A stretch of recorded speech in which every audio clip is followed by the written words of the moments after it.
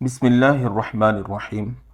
آج ہم آپ کے سامنے انبیاء کرام علیہم الصلاۃ والسلام میں سے ایک نبی حضرت ادریس علیہ الصلاۃ والسلام کا تذکرہ پیش کریں گے۔ حضرت ادریس علیہ السلام اللہ کے مشہور نبی ہیں۔ آپ کا زمانہ نبوت حضرت آدم علیہ السلام اور حضرت نوح علیہ السلام کے درمیان ہے۔ قلم سے لکھنا، سینہ پرونا، ناپ تول، اسلحہ سازی، یہ سب حضرت ادریس علیہ السلام کی ایجادیں ہیں۔ اسی طرح علم نجوم، علم حساب آپ کے زمانے ہی سے شروع ہوئے۔ آپ علیہ السلام کا اصل نام اخنوع یا خنون ہے، مگر پڑھانے کی کثرت کی وجہ سے آپ کا نام ادریس مشہور ہو گیا۔ قرآن کریم میں بھی آپ کو ادریس ہی کہا گیا ہے۔ آپ علیہ السلام پر اللہ تعالیٰ نے صحائف بھی نازل فرمائے۔ قرآن کریم میں 2 جگہ پر آپ کا ذکر ملتا ہے۔ آپ علیہ السلام کے متعلق یہ بھی روایت ہے کہ آپ 72 زبانوں کے ماہر تھے۔ حضرت ادریس علیہ السلام کے نسب کے متعلق اگر ہم بات کریں تو حضرت ادریس کو خنوع بھی کہتے ہیں۔ خنوع یا ادریس بن یارو بن پیرو بن مہلانیل بن قینان بن انوش بن شیس بن آدم علیہ السلام۔ آپ علیہ السلام کا ذکر پارہ نمبر 17 سورہ انبیاء اور پارہ نمبر 30 جماعت مشرف با اسلام ہو گئی۔ پھر حضرت ادریس علیہ السلام نے وہاں سے ہجرت کا ارادہ کیا اور اپنے تابعداروں کو بھی ہجرت کی تلقین کی۔ یہ بابل میں رہتے تھے۔ بابل دجلہ اور فرات کی نہروں سے سرسبز و شاداب تھا۔ بابل عراق کا مشہور شہر تھا جو فنا ہو گیا ہے۔ لوگوں کا جی نہ چاہتا تھا کہ اس بہترین علاقے کو چھوڑ کر جائیں، لیکن حضرت ادریس علیہ السلام نے ان لوگوں کو تسلی دی کہ اللہ تعالیٰ کی راہ میں تکلیف اٹھاؤ، اللہ تعالیٰ جل شانہ کی رحمت وسیع ہے، اس کا نعم البدل ضرور عطا فرمائے گا، تم ہمت کرو، خدا کے حکم کے سامنے سر جھکاؤ۔ جب مسلمان اس پر راضی ہو گئے تو حضرت ادریس علیہ السلام بمائے ان مسلمانوں کے مصر کی جانب روانہ ہو گئے۔ مسلمانوں نے مصر اور خاص کر دریائے نیل کے ارد گرد کے علاقے کی سرزمین کی شادابی دیکھی تو بہت خوش ہو گئے۔ پھر حضرت ادریس نے فرمایا کہ بابلیو، یہ تمہارے بابل کی طرح شاداب مقام ہے، کوئی بہترین جگہ نیل کے کنارے منتخب کر کے ٹھہر جاؤ۔ حضرت ادریس علیہ السلام نے مصر میں بھی خدا کے احکام جاری کرنے شروع کر دیے، اور حضرت ادریس علیہ السلام ہر قسم کی زبان بھی جانتے تھے اور لوگ بھی مختلف زبانوں والے تھے۔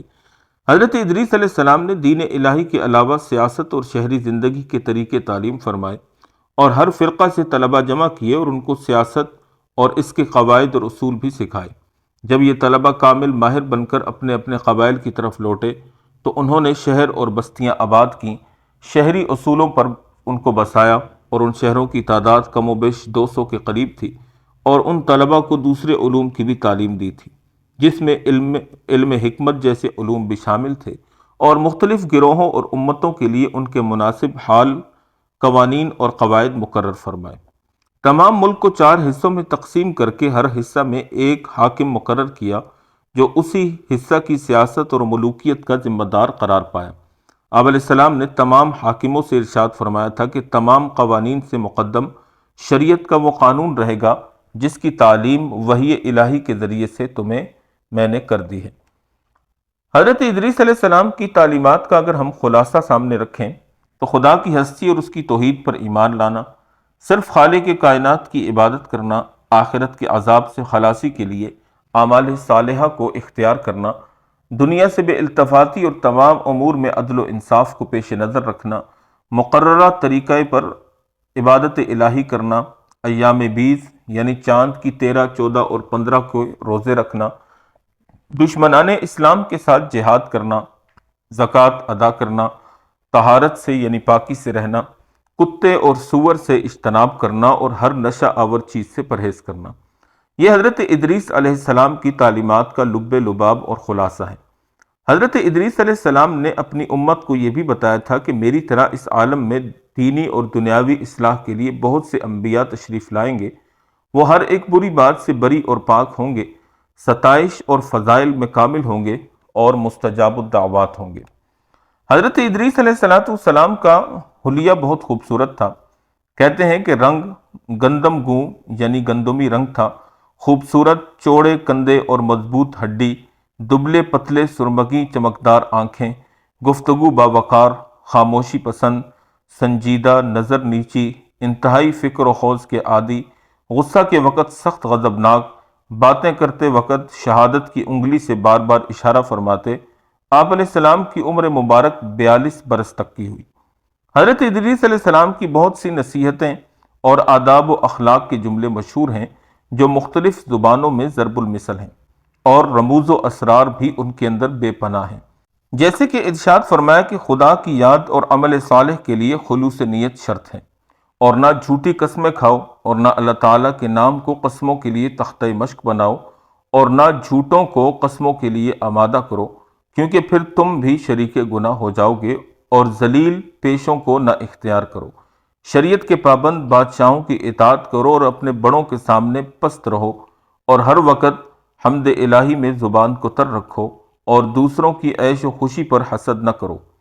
اور حضرت ادریس علیہ السلام نے بندگان خدا کو پہلے سے طوفان نوح کی اطلاع دے کر ڈرایا اور فرمایا کہ ایک آسمانی آفت آنے والی ہے جو زمین کو آگ اور پانی میں لپیٹ لے گی۔ حضرت ادریس علیہ السلام نوح علیہ السلام کے پردادا تھے۔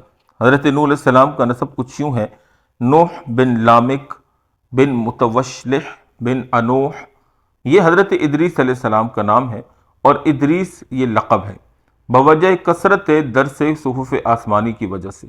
وہ بہت صدیق نبی تھے، بہت برگزیدہ۔ آپ کے نام میں مختلف اقوال ہیں۔ اس سلسلے میں ہم ایک قول آپ کے سامنے نقل کرتے ہیں۔ آپ کا نام یونانی زبان میں ترمیس اور عبرانی زبان میں خنوح ہے، اور قرآن پاک میں آپ کو ادریس فرمایا گیا، اس لیے ان کے بارے میں فرمایا وَرَفَعْنَاهُ مَكَانًا عَلِيًّا۔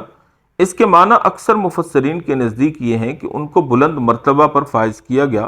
مراد رفعت و منزلت ہے، جیسا کہ حضور صلی اللہ علیہ وسلم کی نسبت آیا وَرَفَعْنَا لَكَ ذِكْرَكَ۔ اور ایک گروہ کہتا ہے کہ اس کے معنی یہ ہیں کہ ان کو آسمان کی بلندیوں پر اٹھا لیا گیا۔ بعض کے نزدیک زندہ آسمان پر بلایا جانا اور جنت میں داخل کیا جانا، اور بعض کے نزدیک صرف آسمان پر بلایا جانا اور آسمان پر زندہ ہونا ذکر کیا گیا ہے۔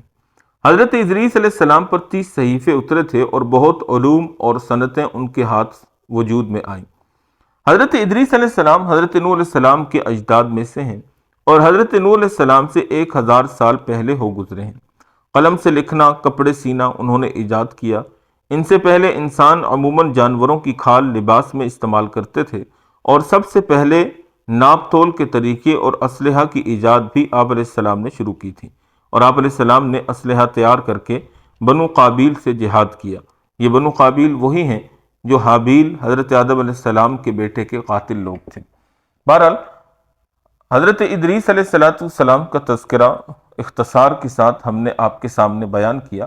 امید واثق ہے کہ آپ کو بہت کچھ سیکھنے اور جاننے کو ملا ہوگا۔ اگر آپ کو ہماری یہ ویڈیو پسند آئی ہو تو کمنٹ سیکشن میں اپنی رائے کا اظہار ضرور کیجیے گا۔